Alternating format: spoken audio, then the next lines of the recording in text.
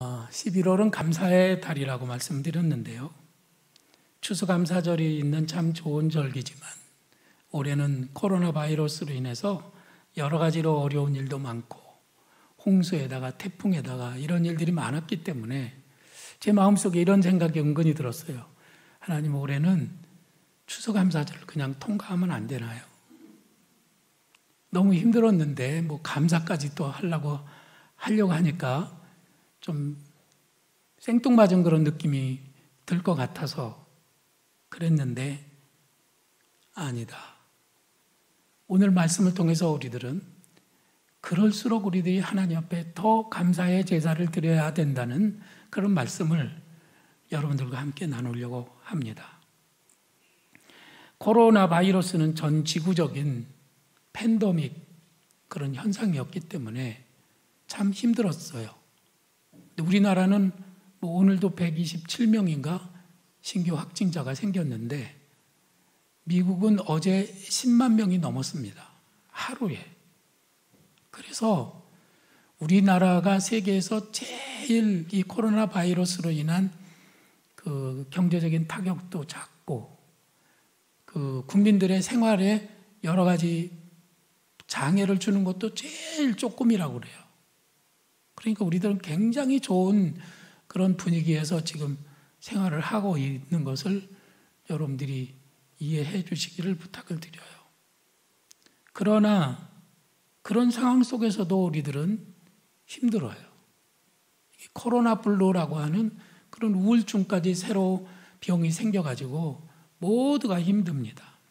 그런데 이런 지구적인 그런 어려운 위기들은 우리 때만 겪는 게 아니고 이런 어려움들이 옛날에도 많이 있었고 성경에서 보면은 특별히 노아의 홍수라고 하는 그런 큰 사건은 그 비가 얼마나 많이 내렸는지 모든 지구가 물에 다 잠겨가지고 지구 위에 있는 모든 살아있는 생물과 사람들이 다 죽었잖아요. 그런 상황도 있었다는 것을 우리들이 기억하면서 오늘 말씀을 통해서 은혜를 나눴으면 좋겠습니다. 이런 어려움들이 조금 더 계속되고 또 우리들 주변에서 만일에 코로나로 인해서 정말 어려움을 당하는 사람들이 더 많이 발생하고 또 죽어나가고 그러면은 힘들겠죠. 그러면은 하나님께 대한 여러 가지 질문들이 생겨날 수가 있습니다. 하나님은 선하신가? 하나님은 과연 전능하신 분인가? 하나님은 우리를 사랑하고 계시는가? 하나님은 지금 뭘 하고 계시는가? 하나님을 믿는다는 것이 과연 유익한 것인가? 하는 그런 의문점들을 우리들이 갖게 되는데 이런 의문점들은 사실은 하나님을 건강하게 믿는 신앙인들은 다 가질 만한 것이고 그런 질문들은 좋은 건강하다고 하는 증거라고 말씀을 드린 적이 있습니다. 질문도 없이 의문도 없이 생각도 없이 그냥 껐덕껐덕 그냥 왔다가 가고 그런 신앙 말고 좀 더 깊이 생각하면서 하나님 이건 뭡니까? 이렇게 질문하는 건강한 신앙인들이 됐으면 좋겠습니다. 코로나19가 발생해서 우리들은 참 너무 힘든데 옛날 노아의 홍수 때에는 훨씬 더 힘들었죠. 훨씬 더 힘들었어요. 그러나 하나님 편에서 보면은 하나님도 너무 힘드셨어요. 하나님이 모든 지구에 있는 사람들을 다 진멸하시기까지 하나님은 얼마나 오래 참으셨을까요? 무지무지하게 오래 참으신 거죠. 창세기 6장에 보면은 죄가 세상에 너무나 꽉 차서 더 이상 더 기다릴 수가 없었어요. 기다리면 기다릴수록 더 많이 죄를 짓기 때문에 기다리면 기다릴수록 더 나빠지기 때문에 하나님은 더 기다릴 수가 없어서 이제 마지막 하나님이 결단을 내리신 것은 지구촌에 있는 모든 사람들을 다 진멸하기로 작정을 하신 겁니다. 그 결정을 하시기까지 하나님은 얼마나 힘드셨겠습니까? 그들이 지은 엄청난 죄들을 이것저것 얘기할 수 있겠지만은 그 죄 중에서 제일 큰 죄는 하나님을 믿지 않는 죄였습니다. 그들은 하나님을 부정했습니다. 에녹을 통해서 하나님의 말씀을 전해도 그들은 하나님의 말씀을 듣지 않았습니다. 그러니까 모든 죄 중에서 살인보다도 거짓말보다도 도둑질보다도 그 어떤 나쁜 죄보다도 하나님을 믿지 않는 죄가 가장 큰 죄라고 하는 것을 우리는 깨달아야 하는 것입니다. 자, 그래서 40일 동안 비가 쏟아졌죠. 하늘에서 비가 하늘에 창이 열리고 비가 쏟아지고 땅이 물을 뿜어내가지고 40일 만에 모든 지구에 물이 꽉 차게 됐어요. 그래서 노아가 만든 방주 속에서 노아의 식구 8명만 살아남았다고 하잖아요.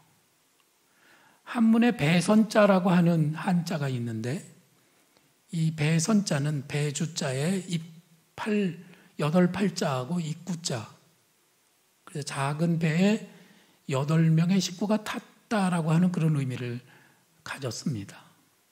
이것은 무슨 걸 의미하느냐 하면은 중국에서 만든 한자에도 노아의 방주 속에 8명의 식구가 탔다고 하는 그런 의미의 한자가 있는 거죠. 그거는 이 홍수가 저 터키나 중동 지역에서만 있었던 홍수가 아니고 이 홍수는 모든 지구를 다 덮는 그런 팬데믹 현상이었다고 하는 것을 증거하는 자료라고 저는 생각을 합니다. 노아의 8 식구가 배를 타고 150일을 지냈죠. 그동안에 물이 점점 잦아들고 말라서 이제 배가 아라랏산 정상에 머물게 됐어요. 그리고 이제 그들은 배에서 나와가지고 이제 천지를 바라보게 됐습니다. 그때 그들의 기분이 어땠을까요? 8명의 식구들이. 저는 여러분들이 그때 그 기분을 한번 상상해 보시기를 바라요. 이야, 우리는 살아남았다 이거였을까요? 절대로 그게 아닙니다. 지난번 여름에 홍수가 났을 때 대청댐에 쓰레기가 쌓였는데요. 33,800세제곱미터 쓰레기가 쌓였어요. 얼마나 많은 양인지 몰라요. 쓰레기로 산이 생긴 겁니다. 그걸 치우는데 25억 원이 들었고요. 수천 대의 트럭이 그 쓰레기를 치워야 했습니다. 그러면 노아의 홍수 시대 때 골짜기에는 뭐가 가득했을까요? 뭐가 가득했을까요? 코끼리며 낙타며 소며 말이며 이런 짐승들의 시체와 사람의 시체가 골짜기마다 계곡마다 가득하지 않았겠어요? 그것을 바라보는 노아와 노아의 가족들의 마음은 어떻겠습니까? 하늘에서 비만 내리면은 막 가슴이 철렁 내려앉는 트라우마가 생기지 않았겠어요? 어떤 분이 쓰나미를 봤습니다. 일본에서 쓰나미를 경험하고 그걸 본 그 기억이 너무나 끔찍해서 정말로 힘들었는데 어느 날 해운대에 자동차를 운전하고 가다가 해운대 건물 앞에서 코너를 막 돌아서 이렇게 보니까 저쪽 바다에서 파도가 하얀 거품을 일으키면서 막 밀려오는 광경이 보인 거예요. 그때 그만 이 사람이 너무너무 충격을 받아가지고 아무것도 아닌데 파도가 하얀 거품을 밀고 막 밀어오는 그 광경이 전에 겪었던 그 쓰나미와의 같이 겹쳐가지고 갑자기 브레이크를 밟으면서 교통사고가 나고 말았어요. 이걸 트라우마라고 하는 겁니다. 저도 그 오리고기를 이렇게 프라이팬에다가 구워가지고 콩나물을 같이 먹고 나서 그날 밤에 뇌출혈이 생겼거든요. 그래서 속에서 막 메스껍고 이게 속이 답답하고 뭐가 자꾸 꾹꾹거리고 넘어오고 뭐 머리는 너무 아프고 그래서 저는 오리고기 먹고 체한 줄 알았어요. 근데 지금도 누가 저더러 오리고기 먹으러 가자고 하면은 언뜻 대답하기가 머물러집니다. 그 여러분들이 이해해 주세요. 저는 트라우마가 별로 없는 사람이라고 생각하지만 제 속에도 나도 모르게 그런 충격이 상처로, 마음의 상처로, 기억의 상처로 남아있는 것이죠. 이것을 마음의 병이라고 하는 겁니다. 엄청난 시체들이 골짜기마다 쌓여 있고 지구촌의 모든 사람이 다 죽어 넘어지는 그런 경험을 한 너와 그 가족들은 얼마나 힘들었을까. 지금 그걸 제가 여러분에게 말씀드리고자 하는 겁니다. 뿐만 아닙니다. 그들은 모든 것을 다 잃어버렸습니다. 하나도 남는 것이 없었어요. 우리들 흔히 그런 말들을 하잖아요. 가뭄 끝은 있어도 홍수 끝은 없다. 가뭄에는 그래도 막 어디 찾아보면 먹을 게 있어요. 그런데 홍수 끝에는요, 아무것도 남지 않는다는 거잖아요. 모든 게 다 사라졌어요. 아무것도 없습니다.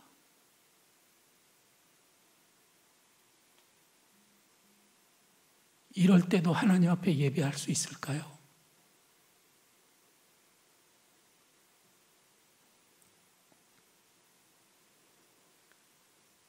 그때의 그 상황을 한자가 또 말해주고 있습니다. 혈이라는 한자가 있잖아요. 이건 구를 의미하는 겁니다. 노아의 8 식구는 아무것도 없었기 때문에 굴 속에 가서 살았다는 거예요. 그래서 굴혈이라고 하는 한자는 8 식구가 들어갔다는, 그 집에 들어갔다는 그런 의미를 가지고 있다는 거죠. 성경에 이런 그 의미들이 한자로 나타난 거예요. 우리들도 모든 걸 잃어버릴 상황에 처할 수가 있습니다. 아직은 우리들이 집도 있고, 아직은 우리들이 돈도 있고, 아직은 우리들이 여러 가지 기회가 있고, 우리 아직도 붙잡아야 될 게 남아있기 때문에 우리들은 그래도 이 삶을 유지해 나간다고 생각을 하지만은요, 어느 날 우리들도 이 홍수가 난 것처럼 젊음도 건강도 돈도 명예도 권세도 내 형제도 내 이웃도 친구도 모든 것이 다 사라져버린, 그래서 아무것도 남지 않는 그런 상황에 우리들이 처할 수 있다는 거예요. 그래도 우리들은 하나님을 예배할 수 있겠는가? 지금 그 질문을 하나님이 우리에게 던지고 계시는 겁니다. 가장 중요한 것, 우리들이 하나를 기억한다면 제일 우리에게 필요한 것 하나는 절대로 없어지지 않는다는 것이죠. 모든 것이 다 없어져도 하나는 남아있어요. 그게 뭘까요? 누구도 빼앗아갈 수 없는 그 하나가 있습니다. 홍수도 지진도 가난도 전쟁도 어떤 상황에서도 하나는 남아요. 이것 하나만 있으면 언제든지 다시 시작할 수 있습니다. 이것이 있으면 아무것도 없어도 다 있는 것이고, 이것이 없으면 모든 것을 가지고 있어도 아무것도 없는 것이나 다름없습니다. 수수께끼예요. 그게 뭘까요? 나는 없어도 당신이 곁에 계시면 나는 언제나 있습니다. 나는 있어도 당신이 곁에 없으면 나는 언제나 없습니다. 세상이 다 사라져도 하나님은 계십니다. 세상의 모든 것이 다 없어지고 세상이 나를 등져도 하나님은 여전히 나를 사랑하십니다. 그래서 우리는 하나님을 한 분, 그 한 분을 소망하는 거예요. 그분이 계시면 나는 괜찮다. 그분이 계시면 나는 지금도 시작할 수 있어. 그분이 계시면 나는 이길 수 있어. 그분이 계시면 나는 살아갈 수가 있어. 이 믿음을 가지고 노아는 하나님 앞에 제단을 쌓았던 것입니다. 이런 홍수가 끝난 가장 어둡고 가장 힘들고 트라우마로 인해서 정말로 두려운 그런 상황 속에서 노아는 짐승을 잡아서 하나님 앞에 제단을 쌓았다고 하는 것은 바로 내가 하나님 한 분만을 바라보고 소망하며 살아가겠습니다. 하나님 한 분을 의지하고 제가 다시 시작해 보겠습니다 하는 그런 믿음의 결단을 보인 것이죠. 그는 하나님과 다시 시작하고 있습니다. 코로나로 우리를 이렇게 힘들게 한 2020년 가을에 한 해를 돌아보며 우리들 자신이 정말 하나님 한 분만으로도 만족할 수 있는지, 하나님 한 분만으로 다시 시작할 수 있는지 하나님은 우리에게 질문하고 계시는 거예요. 이래도 내가 나를 영과 진리로 예배할 수 있겠느냐? 이래도 내가 나를 사랑한다고 고백할 수 있겠느냐? 이래도 내가 나 하나만으로 만족하고 하나님은 나의 반석이시고 하나님은 결코 실수가 없으신 분이라고 노래할 수 있겠느냐? 이게 하나님이 우리에게 던지시는 질문이라는 것이죠. 하나님은 노아가 그 가족들이 드리는 제사를 기쁘게 받으셨습니다. 아주 만족하셨어요.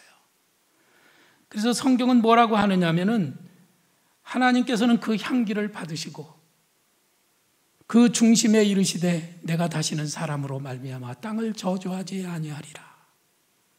그들의 그 제사 8명의 제사를 받고 이제 그 후손들을 복주시면서 내가 다시는 땅을 저주하지 않고 내가 다시는 홍수로 이 땅을 멸하지 않을 것이다. 그리고 하나님이 혼자서 결심을 했다 이 말씀이에요. 이 말씀이 오늘 우리들에게 은혜와 복이 되기를 간절히 바랍니다.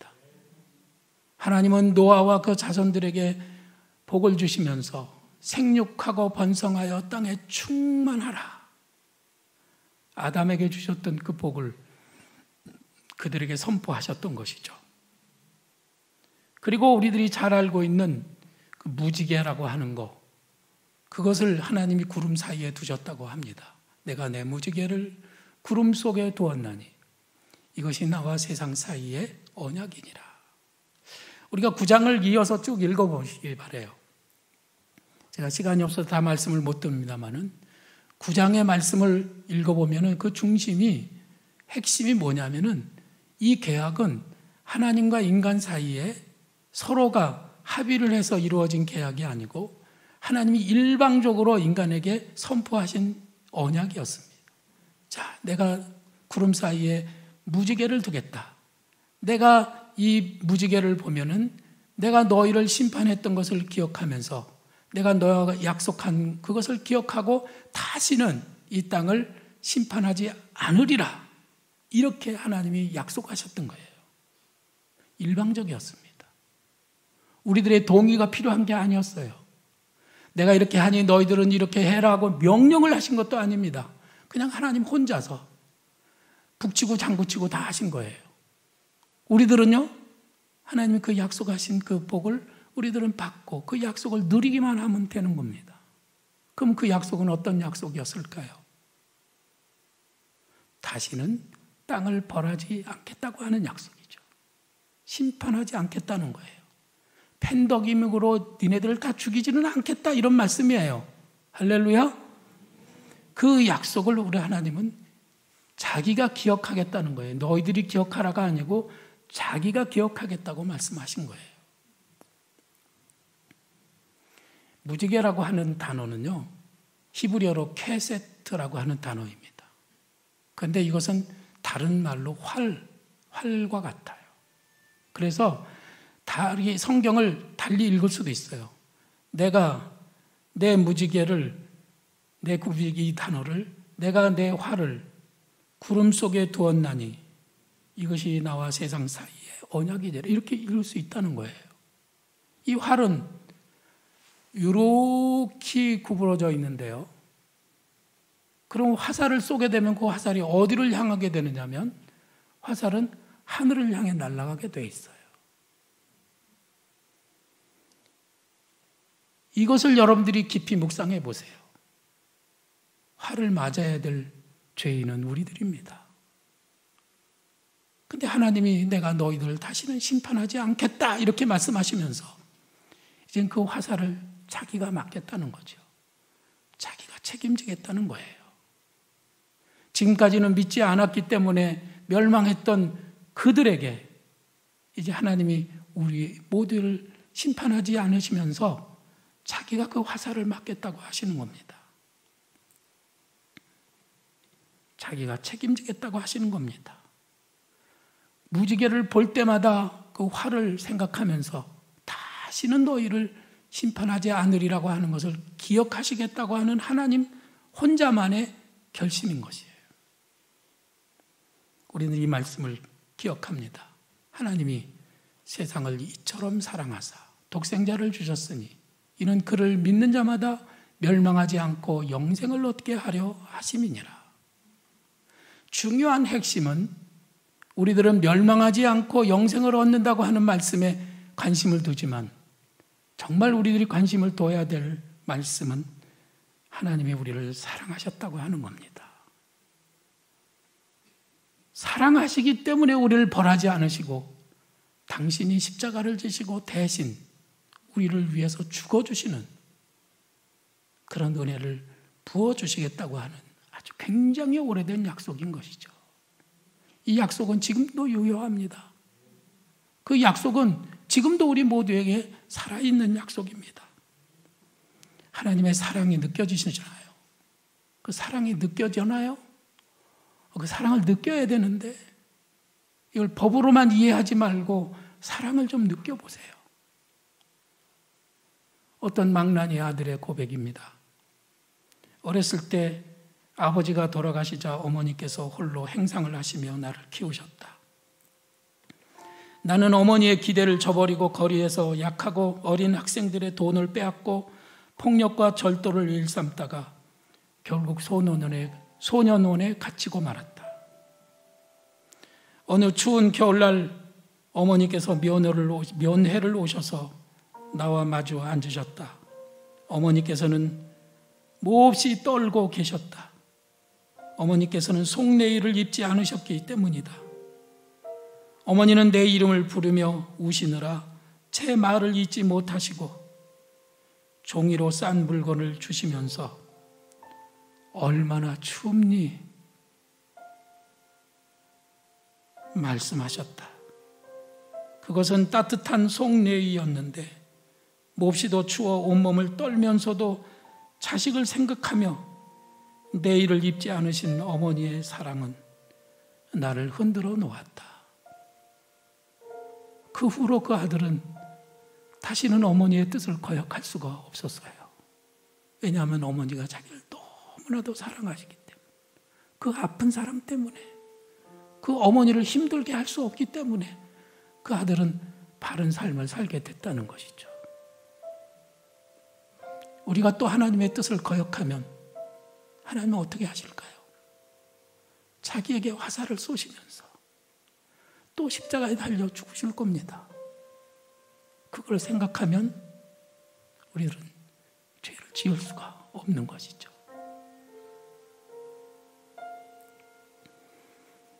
노아는 홍수 후에 하나님 앞에 제사를 드리면서 이 하나님의 은혜와 사랑을 깨닫게 된 것입니다. 하나님은 결코 실수하지 않으시는 하나님이시라는 걸 깨닫게 된 거예요. 내일부터 여리고 새벽 기도회를 합니다. 기도 한번 해보시죠. 수요일 날 저녁 예배도 여러분들이 이제 좀 오랫동안 쉬셨으니까 다시 시작해야 되지 않을까요? 예배를 다시 회복하면서 하나님께 대한 사랑을 나타내 보이시기 바랍니다.